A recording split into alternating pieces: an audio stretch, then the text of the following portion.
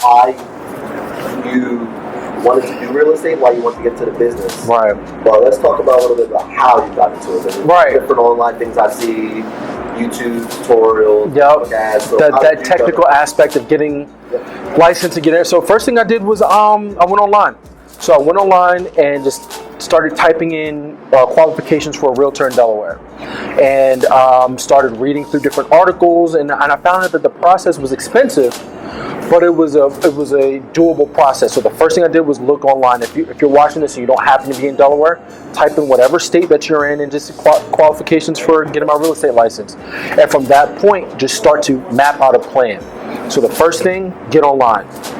Second thing, map out a plan based on what the online is telling you, whether that's a 60-hour, 99-hour, whatever course that you may need to take. Write that down. Okay, I need to do this many hours in the course. It's going to cost me this much. I need to interview with the broker, X, Y, and Z. Write it down.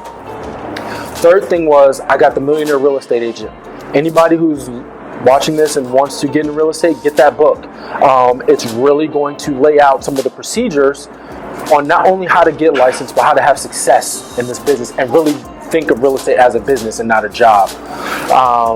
And then after that, I entered I went online and registered for a class.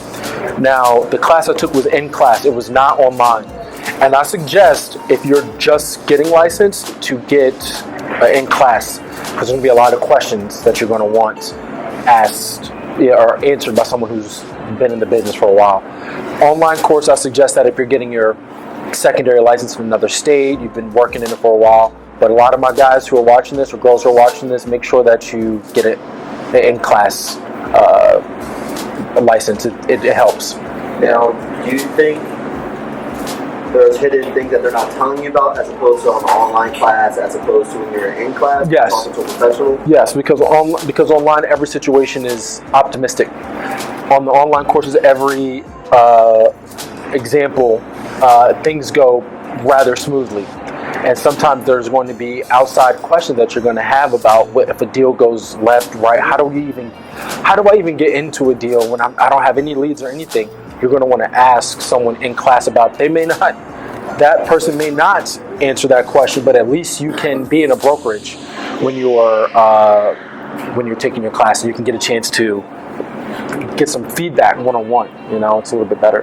Now, what are some things that you had no idea what happened in real estate? That really, it's all commission. I mean, I knew that, but you don't know that until things start popping up. So if you're not aware, anyone who's watching this, it's all commission. You have to go out, create business for you to be able to eat. Second thing is that people, because a lot of other realtors have not given good service to other people, they think that all realtors are lackadaisical, are not professional. I did not know that a lot of the general public feel that realtors are unprofessional. So working that uphill battle, working that uphill stigma really made me have to outperform. And I wasn't aware of that. And I would say the last thing is that I didn't realize how much freedom you really can have if you set your business up correctly and get with the right team, get with the right mentors, get some business coaches in place. This business can give you a lot of freedom. Yeah. So, freedom. Would you say that's one of the pros to being in real estate? Pros and cons, because you have the freedom to do whatever you want. There's no boss over you telling you you have to clock in at this time and you have a quota to do this today. You have the freedom to sit at home and eat burritos and watch ESPN and be like, okay, cool.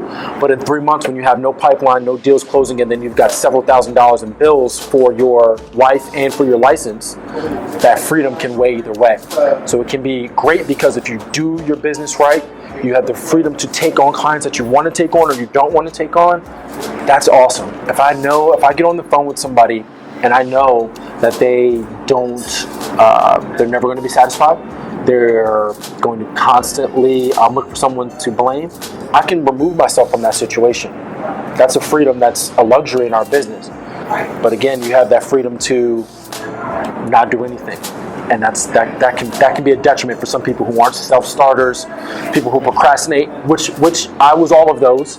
I was all of those. Someone who it took a while to start some things. I procrastinated a lot, but this business put me in check. It showed me myself. Okay, what are my strengths and weaknesses? And if you learn from that, you will have success. You got to learn from it.